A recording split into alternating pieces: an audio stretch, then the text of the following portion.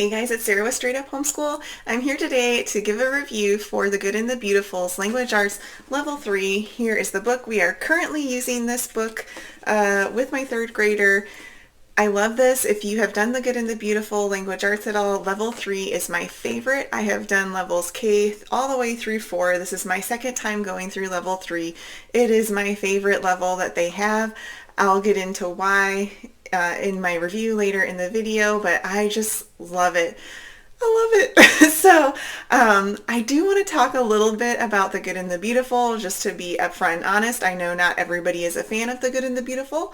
The founder of the company is named Jenny Phillips. She is a Mormon, and I am okay with that. I'm not anti-Mormon. I don't agree with their beliefs. That's okay. You don't have to agree with everything somebody believes. They have worked really hard at The Good and the Beautiful company to hire people who are different Christian faiths, and they try to make they do make their curriculum neutral. It is a Christian curriculum, but it goes through, they hire people who are Catholic, Methodist, Lutherans, and so they have a video of that somewhere on YouTube or on the website, and I found it helpful.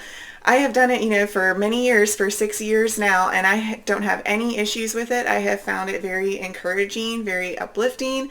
I have cried about some of the stuff that's written, y'all. I'm a crier.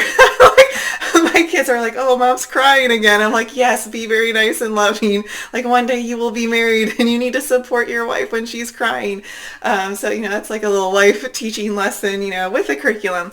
But I just love it so much. And, I'm okay if you're somebody who doesn't like The Good and the Beautiful. I'm okay. We're not all going to agree on everything. And I have friends who don't like it, and I'm okay with that. So you need to make the best decision. You and your spouse need to make the best decision for your family.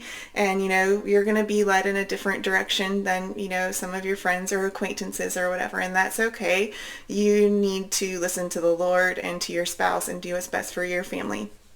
So I'm going to hop in and tell you about the curriculum. So here we go. Okay, there are 3 components to The Good and the Beautiful Language Arts Level 3. If you're familiar with the curriculum at all or the different levels, it's a little bit different for this Level 3. So the 3 components are the course book, the phonics reading books. There are 4 books to the phonics reading portion, and then also the spelling book. So those are the 3 components. I guess if you wanted to add in a 4th, you could say the Good and the Beautiful app, because they do have videos that go with it, or the Letter Tiles app. The videos and the Letter Tiles app, it's so well done. I love the videos. If there is a video that goes with the lesson, it's usually like 5 to 10 minutes, or sometimes they'll have an audio narration. They're really well done. Again, if you're curious about it, go check it out. It's for free. Might as well check it out if it's for free, and it helps you make a decision on whether it's a good fit for your child or not. So the first thing is the course book. I'll just give you a brief, I know you can see it online for free, but I'll give you a brief overview. It has beautiful artwork. It's in color. It's open and go. I have a little tab here of where we are at in the book.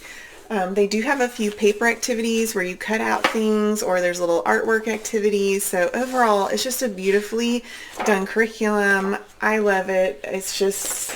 I love it. I could be a professional, Good and the Beautiful Language Arts Level 3 teacher. I don't even like language arts that much, but I love this. So this is the course book.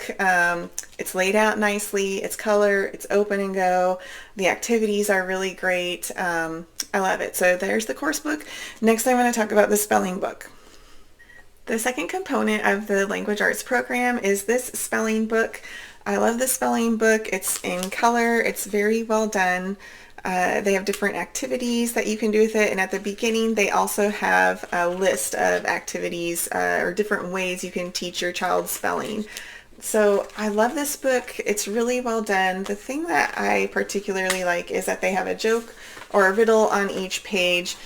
So this one says, like, what never gets hurt when it falls? And then you find out on the next page, snow.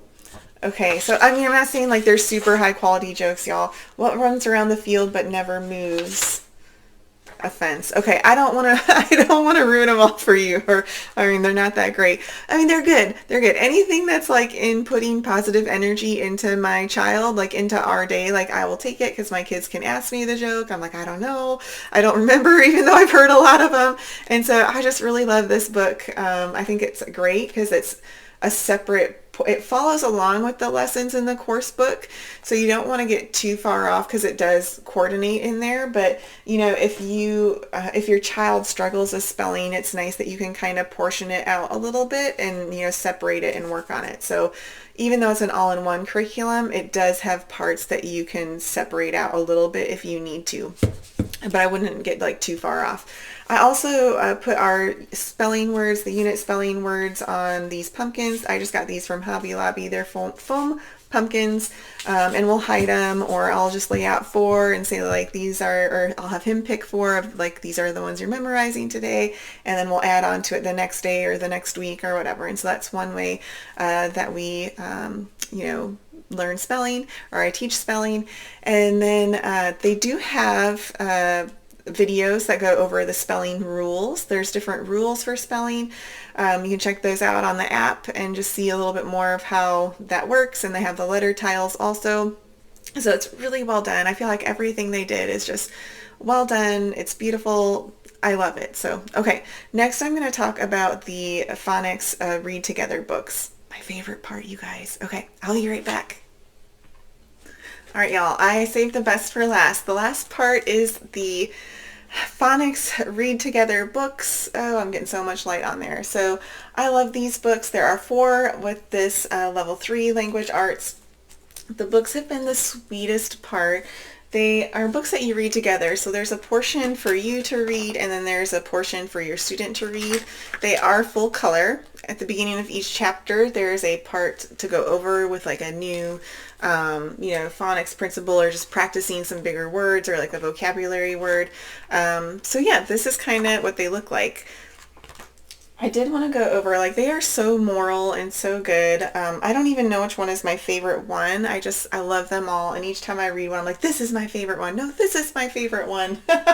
Oh, and they do include, so like Heather and the Highland Pony, I just lost it. Where? Okay, it's right here. It's right in front of me, the one that I'm holding.